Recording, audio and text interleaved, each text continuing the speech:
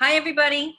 I am Vicki Scuderi, and today I am interviewing Kathryn Taylor because we are really excited to know all about what and how she's been doing since she graduated Barbara Brennan School of Healing.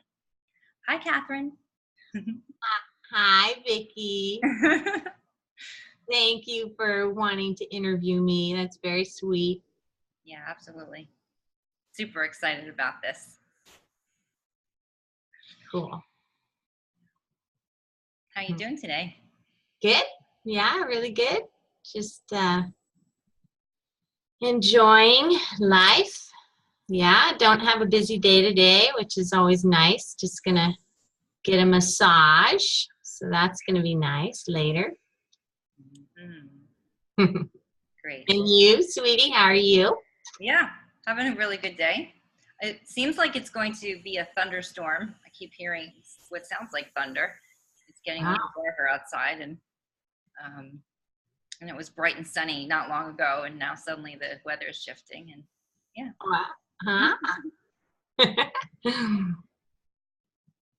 So, okay, so we have questions for you. When and where did you graduate? Which hotel, city, and state? So it was the downtown Miami, the Hyatt, and I graduated in 2012. I do already know that because we graduated together. Yeah, we did. And it was a fun place. The city was really fun. You know, you could walk to restaurants. We liked that. And the people at the Hyatt were so beautiful and lovely. They loved when we came, and it was like they were our family. It was really a great location and a great experience. Wonderful. What is your best memory of BBSH? Oh, okay, my best memory. Just one, huh? Or two.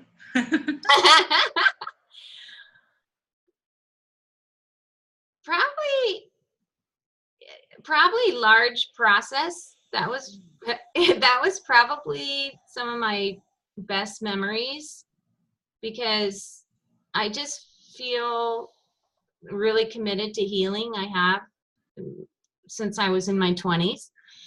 And so just to be in a space with 50 plus other people that are committed to healing and organically going into the places where their next step is, just to be a part of that and go into my own process and feel safe in the space that the teachers held for us. That's probably my fondest memories of, I always looked forward to the large process part of the program. That might surprise a lot of people because maybe some other people had anxiety about that, but for me, that's why I was there, was to heal, one of the primary reasons. Yeah. Are there any particular times that stand out that you'd want to share? Oh, well, yes. Well, they both have to do with you, honey. So, oh, okay. there were other ones too, but there was this one time in year 3 where Rebecca Ellens, who was our dean of year 3, she was working with another classmate around her relationship with her mom. And it just totally triggered me around my relationship with my mom. And I just went into this full-on process, and then I was crying, and at the end I was really vulnerable. And I just remember laying my head on your lap and you just stroking my hair. And And it was just so sweet. It felt so healing, like what I needed from my mom. Yeah. So that was probably a beautiful, you know, and everyone, you know, I remember like one of the teachers was kind of concerned about me when I was going into my process. And I remember I looked at her and I said, you know what, I'm okay. I'm just going into my pain. So it was very interesting. Like there were all these different dynamics going on in the room, you know, and I was just willing to go into my pain and allow it to run its course. But it was big. And that's why the teacher was concerned. You know, so, but I knew it was a good thing. Yeah. You know. Yeah. Wow, that's really beautiful. Yeah. Thank you for sharing that. It's super inspiring. You know, lead by example. You know, it's not easy to go into the pain into the depths that you know you have, and that you do, that your commitment, that you do that, and it's really inspiring. Thank you, honey. What song do you think represents your time at BBSH the most? Well, the only song I could remember actually, but it's very representative too, Okay. is Firework by Katy Perry. Oh yeah. I just love the lyrics to that song. You know, it's like, ignite the light and let it shine, you know, baby, you're a firework. And I just remember us all standing up and jumping and just really getting into the, you know, energy behind the song. And so that probably was a fond memory as well, you know, BBSH, because they played that song a lot too. It's a super fun song. It's so uplifting and happy, and you know. Yes. Yeah, exactly. It was like we moved a lot of energy when we danced to that song, you know, because we were all so vulnerable in our journeys. And that song kind of was a very expansive song, you know, and it was just beautiful just to watch everybody in the room and dance with everybody. You know, we'd dance with each other. We'd all go around and switch partners, and, you know, it was just this very heart-opening experience each time that song came on. I can feel it now, like when you say it, you know, it brings sort of a new memory for me. So that's super cool. Thank you. Yeah, that's great. Yeah. So how do you use your training now?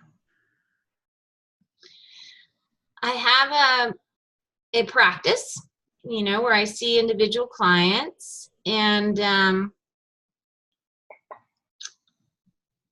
I don't have what I would consider a full-time practice. It's more of a part-time, and that's by choice because I really enjoy having other things in my life besides my healing practice.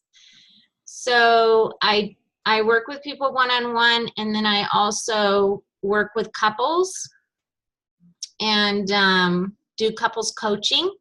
And I really like working with couples when they're also getting individual healings, because it really, anything that comes up in their couples coaching session, I can work with them individually, you know, in clearing patterns in their field that are presenting challenges in their connection. And so that's been really fun. To work with people on that level. And I really aspire to work with people that are deeply committed to their healing journey, which to me is more about the commitment level that they have. So I like to work with people regularly, whether it's every week, weekly healings, or every 2 weeks. I really encourage people to commit for a year to their working with me, and that feels really good too, because I know I can help people more effectively if I work with them on a regular basis. And it's just very rewarding to witness, their growth and their shifts. Yeah. It's great that you have that intention to want to work with people who are committed, to bring that into your practice, attract those people who have that willingness. Yes. Could you tell us more about working with couples? Maybe like working with them together. I know you said you work with them separately, or can work with them separately also, but you work with them together. Yeah. Back in the 90s, when I met my husband, Al, we met in these workshops through this group called Heart to Heart. And it was all about using our relationships, and that could be with your partner, that could be with your a parent or a sibling or a friend, using your relationships for healing. So we all know that relationships can be difficult at times, and we can get triggered when we're in relationship with another. And so what I do in the couples coaching session is I teach them communication techniques so that they can talk about their upsets in a safe place, in a safe way, because it's sometimes difficult, when you're upset, to then talk to the person, whoever you're upset with, about it and feel heard and feel safe talking about it.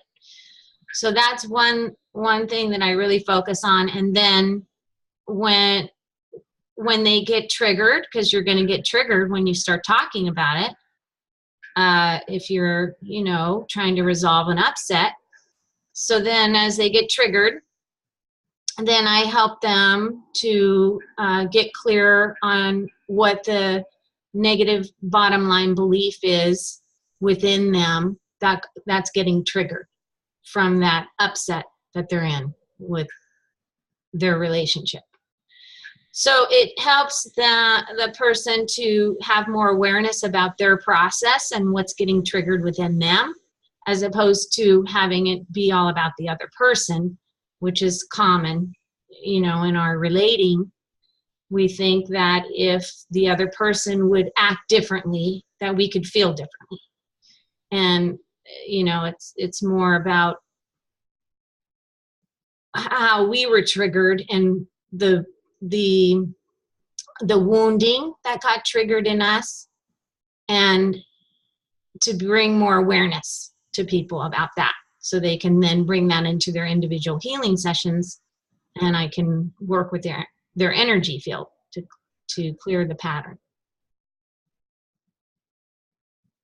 That's fantastic. I mean, communication is the key for relationships, and that's really a specialty and a gift that you have to be able to do that, to hold the space for two people, in a communication. Do you feel like it's a specialty for you? Like you are?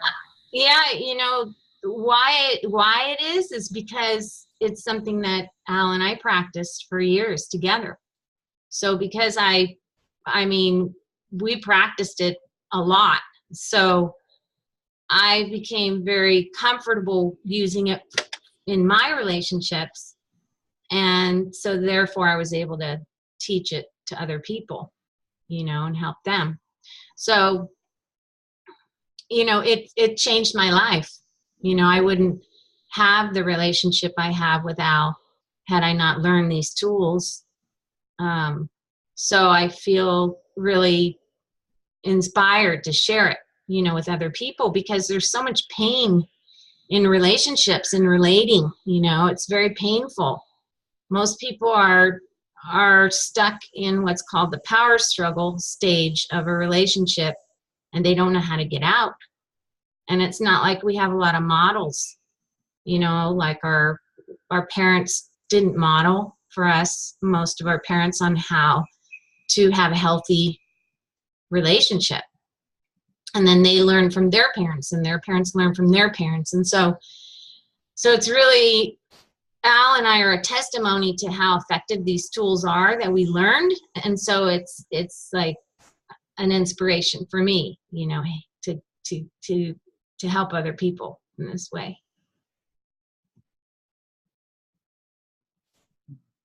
It's super important work that you're doing in the world. That's so important, you know, and you're leading by example through your own experiences and your relationship with Al. Amazing. Thank you. Okay. What is the one thing you wish you would have allowed yourself while you were at school? I think probably the thing that was to, when other classmates would get triggered around something in relationship with me, to not let it bother me so much.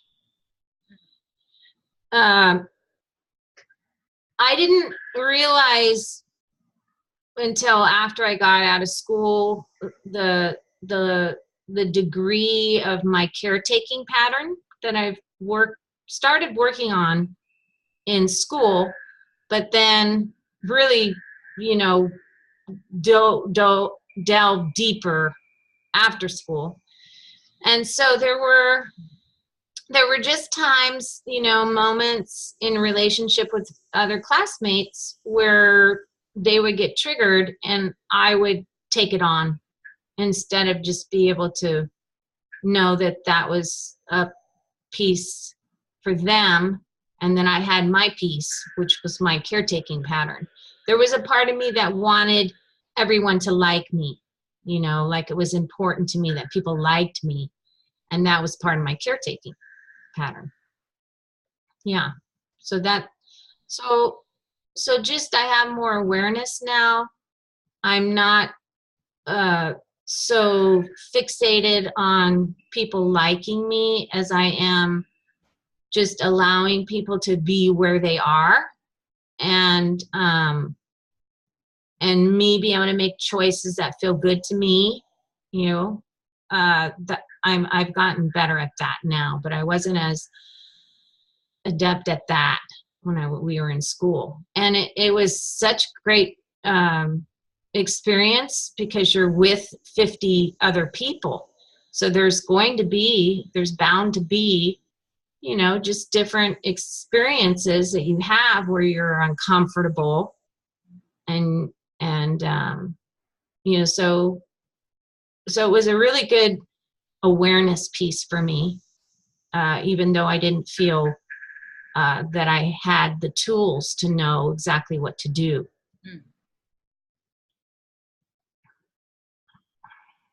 So do you feel like you were, you know, just to get a little more clear, just want to, you know, like taking responsibility for them? Like, is that like whatever would come up, it was like you were going to come in and take responsibility for what happened, or for their feelings or something, or right? So if they had, you know, if I made a choice in a particular relationship that I was in at school, or, you know, whatever choice I made, then, and a person had a reaction to it, there would be a part of me that would feel responsible for their pain because of my caretaking pattern. I see.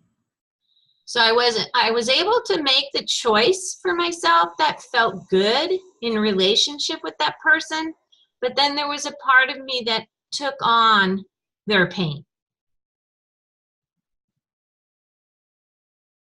Yeah. And that's something that I'm better at being able to, not take that on now, and to be able to see what my piece is in the communication and what the other person's piece is, and not feel like I'm responsible in any way for their piece. Great. Yeah.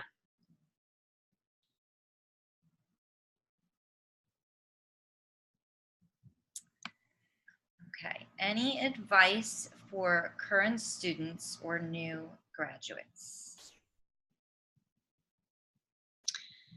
I think for current students, the biggest piece of advice I could give is just to always keep your heart open. When you're going into school, when you're going into class, just set the intention before you walk into the room. My heart's open, and call forth your deepest healing. And, set some intentions before you go into the space each time in school. And then for new grads, let's see. I think that the main thing that comes to mind for me, that I think, because the school is 4 years and the momentum gets built at school for each of our healing journeys, to keep that momentum going, by working with continuing to work with your BIP or another healer of some kind, to take advantage of that momentum that you've built. I think that's really powerful. That's excellent advice. Yeah, awesome. I mean, really, because it's great. I mean, it's powerful to do that for yourself, and that's really good. Yeah, continue the energy flow. Right, and you may not want to, because you may feel like, man, that was a long 4 years. I need to take a break now, and it doesn't have to be every 2 weeks like we did in school. Maybe just once a month or something, to have a session, depending on how you feel after school. Mm-hmm. But I found that to be really powerful for myself, just to keep the momentum going, and that helped me to drop in deeper into the pieces I had been working on in school. Great. If you could ask Barbara a question, what would it be? I think it would be around her illness of Alzheimer's. Like, I'm curious, like, what Owen has to say, or if he ever said anything to her about the purpose of her Alzheimer's in regard to her awakening journey, the evolution of her consciousness as a soul. Like, what if anything is the purpose of the Alzheimer's in her life? That I'd be curious to know if he ever shared anything with her about that, or she had conversations with him about that. Because of the way I hold illness, is that there's learning for us when we have any kind of physical challenges, emotional challenges. And so I'm curious about that, if how Owen held that for her, and what she was needing to learn in the, evolution of her soul's journey.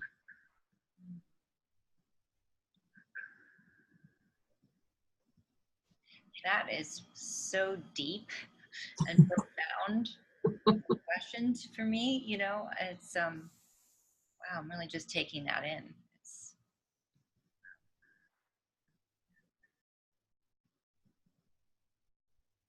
Do you have anything that comes to you around it that you feel about it? You know, Nothing like specific,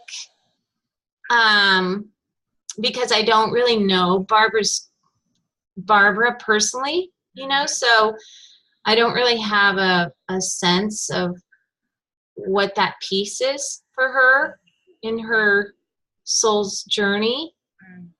mm, Yeah, so I don't have any insights. yeah, it's a fabulous question. What is the one thing that you wish had been included in the teachings at BBSH?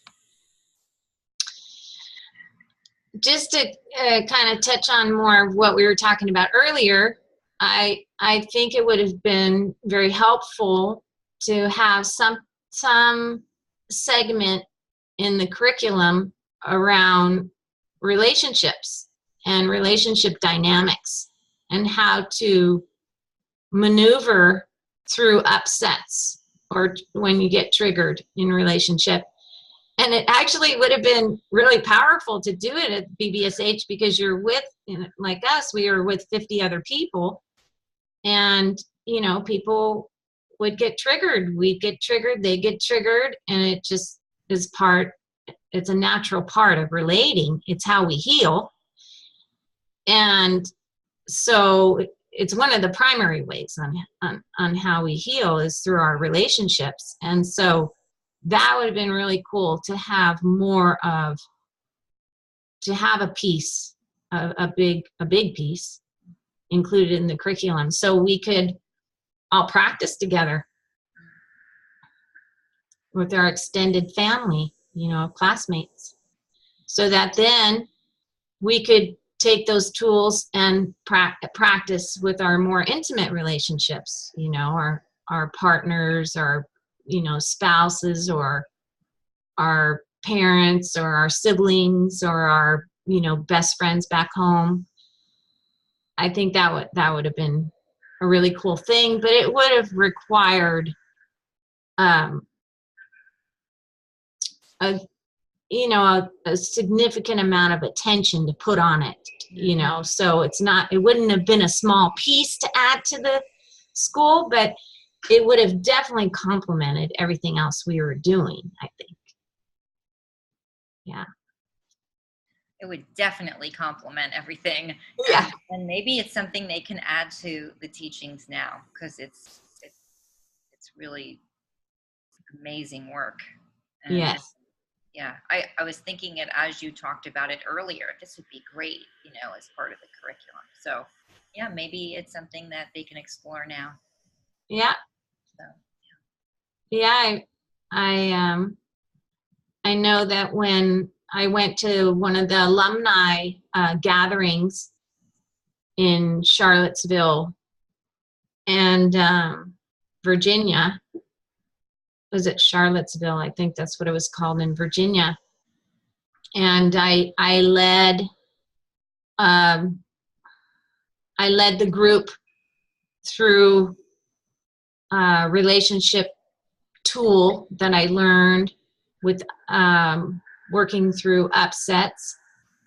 And I gave everybody a survey to fill out, afterwards, to just give me feedback as a teacher, because I was kind of feeling into the idea of teaching. And it was really well received. I mean, people were really wanting it. So I think I think it could definitely be included in the curriculum, and it would then help the teaching staff. It would help, because the teaching staff, they have relationship upsets with each other.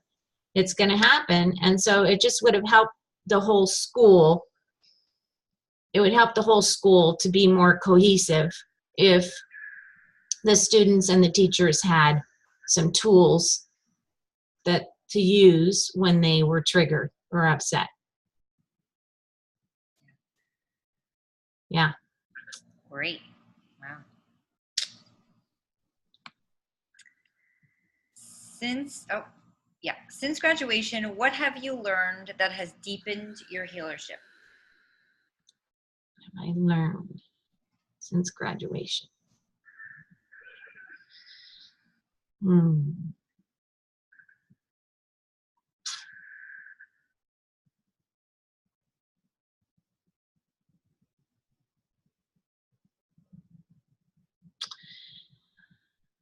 I think, what was so great about BBSH for me, or there are many things that were great about it, but one thing that was great is that it exposed me to the spiritual realm. I never had been exposed really to the spiritual realm before going to BBSH, which might sound odd because maybe there's a lot of people that's why they do go into go to BBSH because of their connection with spirit. But I really didn't have a strong connection with spirit.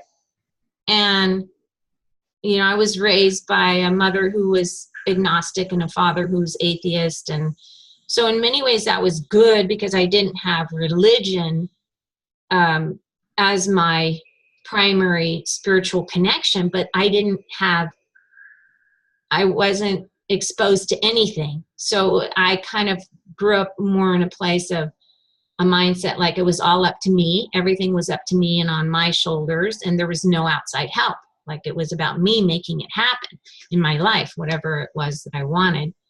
So BBSH helped me really just organically drop me into my connection with the spirit world, if you will.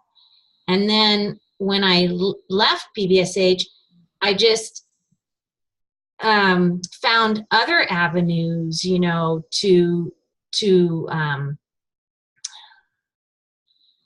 what's the word? I found other avenues of exposure to this spiritual world, if you will. So like I did the Course in Miracles, I did that, practiced that for a whole year. And that was really beautiful. And then Al and I subscribed to Gaia TV, and we found David Wilcock. We actually found David Wilcock from Deborah Noker, who was one of our year one teachers.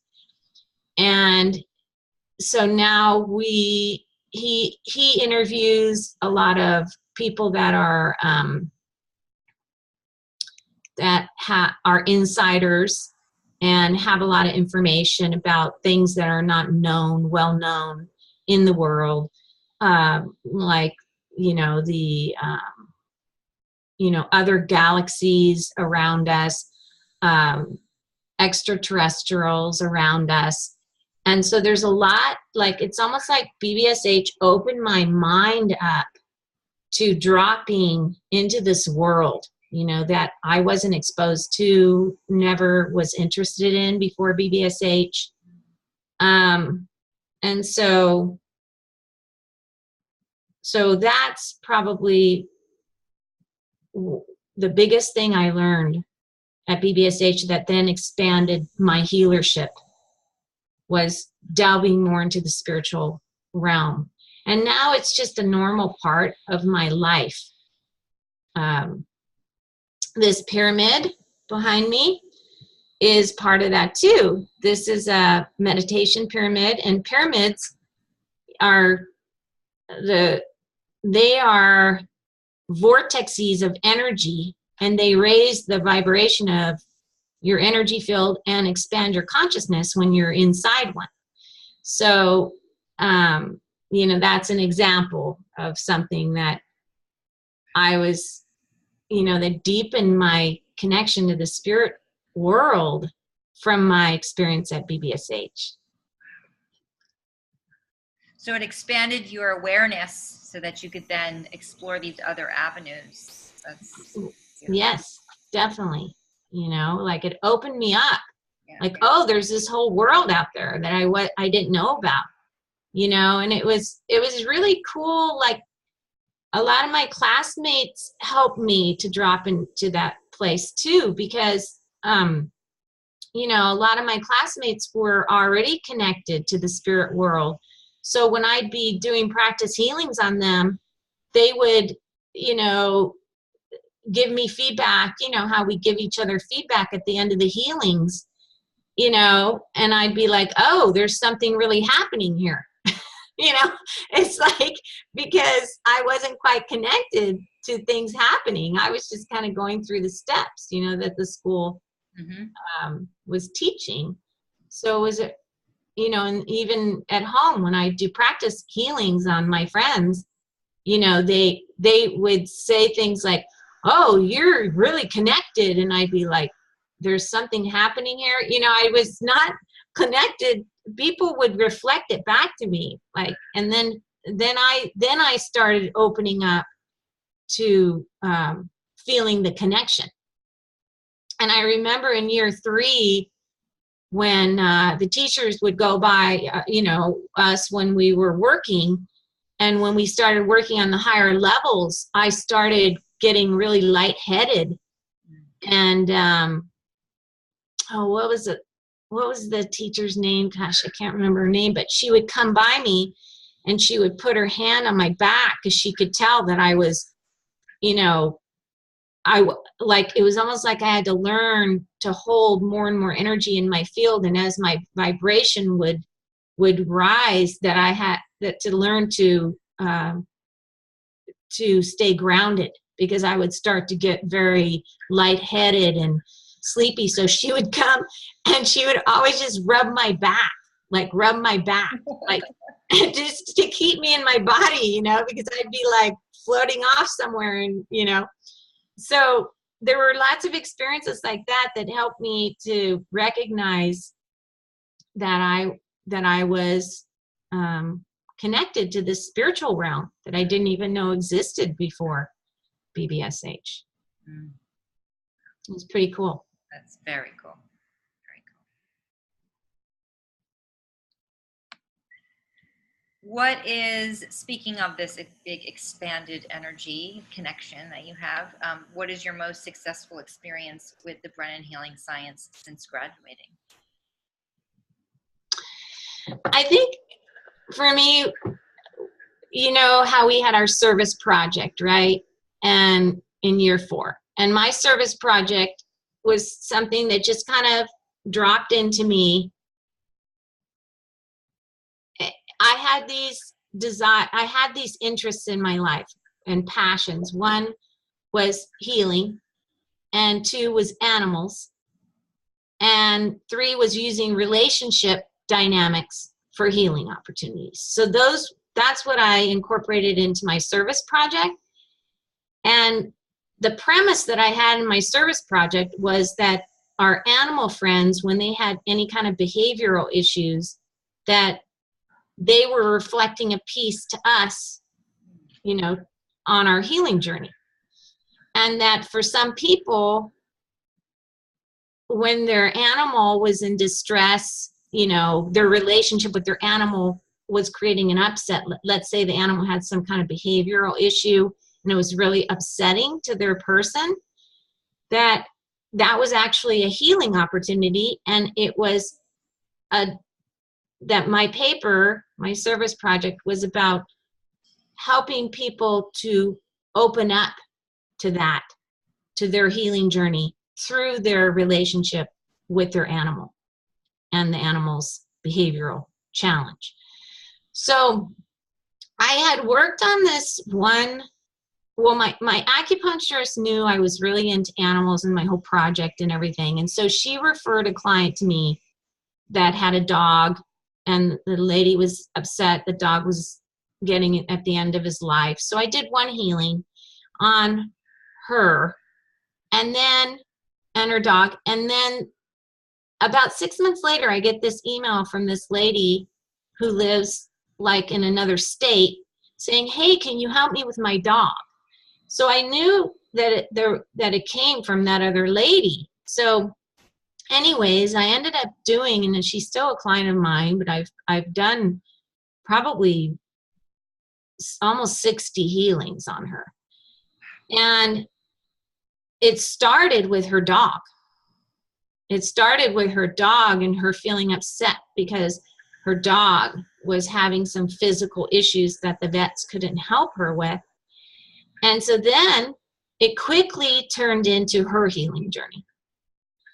And it was just so beautiful to the love that she had for her dog, that she wanted to help her dog, was what opened her up to her healing journey, because she hadn't been on a healing journey before that. You know, and now what's really cool is she's now studying energy medicine.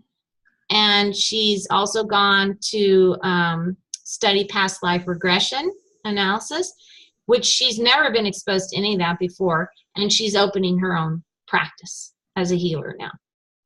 So it's just so cool, you know, to have had my project, which was this, you know, I had no proof, if you will, that my project, my premise in my project, that was accurate. Do you know what I mean? I was just trusting in the information that was coming to me as we all prepared ourselves to go into our projects, you know.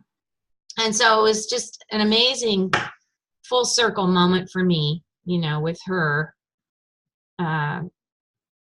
healing journey, being her dog being the catalyst. Yeah, it's cool. Yeah. Wow. Yeah, and I'd love to do more work with people and their animals, because I think there's a lot there.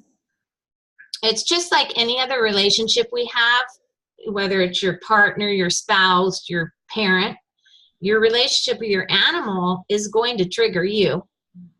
And those little beings are here to help us heal. So they are mirrors for pieces on our healing journey, you know, because they're so sensitive to energy and their surroundings that they act out pieces. And actually as a loving intention, this is my belief, a loving intention to help us, because they're so connected to us, you know. Yeah. That is so illuminating. I feel a little weepy, you know, just hearing you talk about it. You know, it just feels so just magical and beautiful. And yeah. And I feel your passion around, you know, that, around animals, and, you know, working with animals and their owners, and the connection, the deep connection between them. And the fact that, you know, working with that woman's animal, like, brought her to where she is now. It's just like, I mean, it's so powerful. It is. So It is. beautiful. It's so cool. Yeah. So that feels like it's such an honor, you know, to be able to do the work that we're doing to support somebody on their path. Yeah.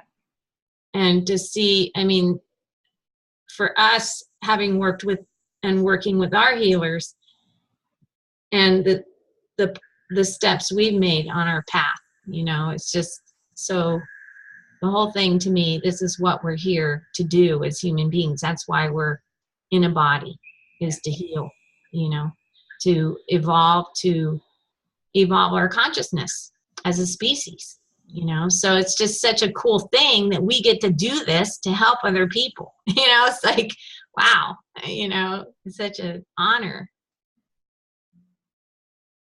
Yeah. Hmm. So where do you see yourself growing next?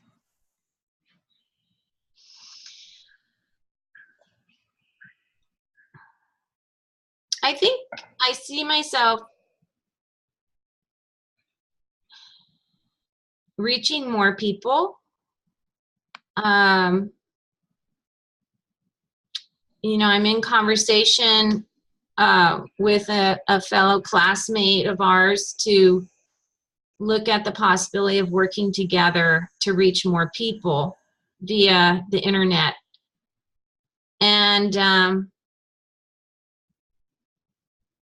that's something that I'm kind of sitting with, you know. I know that what's important to me, I don't want to,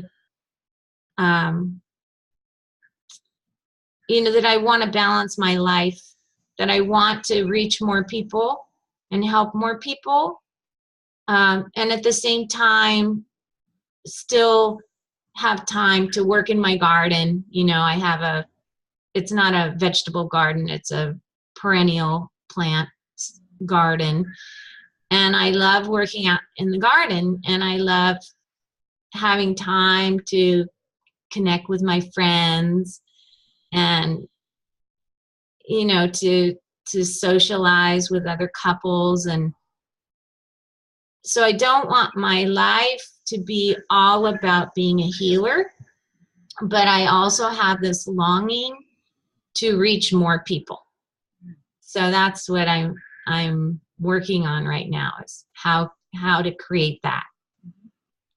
Yeah. I've always looked up to you and admired you for how you're able to balance those things. So, yeah. Thank you. Yeah. Yeah, I think for me, I had to learn how to do that because, you know, I hadn't always had a balanced life. You know, when I had my financial planning practice, I worked a lot of hours in the beginning. But then as I started my healing journey, I started recognizing that there was more to life than just working and making money, you know. And so then I, you know, started developing other interests besides having created my financial planning practice. And pretty soon I was able to say no to what I didn't want. You know, that's not always easy, you know, because it's almost like I had to learn what my priorities were. And one of my priorities is to have a lot of downtime. And that's something that I need to recharge. So, yeah, it's easier now, but it wasn't in, you know, in the early days. Mm-hmm. Mm-hmm. Well, thank you so much for doing this interview. It's been such a pleasure for me. I love connecting with you as always. Thank you, sweetie. Is there anything else you'd like to share before we close? Well, with everybody in the community, you know? Yeah. The other thing is that keep in contact with your BBSH friends. It's so, I mean, the people that I have met at BBSH are some of the most wonderful people, and to be able to have regular contact with them, you know, Vicki and I, we Skype regularly, and I Skype with other girlfriends from our class, and it's so rewarding to be able to just have the depth of relationships that we're capable of having due to having gone through BBSH, you know, and all the healing that we've all done. So that changed my life, my relationship with you, you know, and my other girlfriends. I mean, these are women that are friends of mine for life now. And it feels really good. The only bummer is none of them live in the same town I live in. They all live some other state, but I'm going to get to see Vicki in August. So I'm excited about that. She's coming to Oregon, and so I live in California, so I'm excited that I'm going to see you, honey. Yeah, me too. It's been a long time since I've seen you in person. Yeah. Well, thank you for sharing that. I feel the same way. I love our friendship and connection, and it's just something about the friendships that are made at Brennan. It's just on another level in a lot of ways. It's just so deep, Yeah, and nourishing and loving, and I mean, just really, yeah. to go through that experience together just, is so profound. Yes, So it thank is. you. Thank you, honey. And just one last thing, if somebody would like a healing or to connect with you or have a session or anything, how would they connect with you? The best way is through email. Okay. So my email address is lifetravelers@yahoo.com. Great. Thank you again. Oh, honey, thank Such a you. pleasure. Thanks, everybody. Okay. Bye for now. Such a pleasure. Thank you.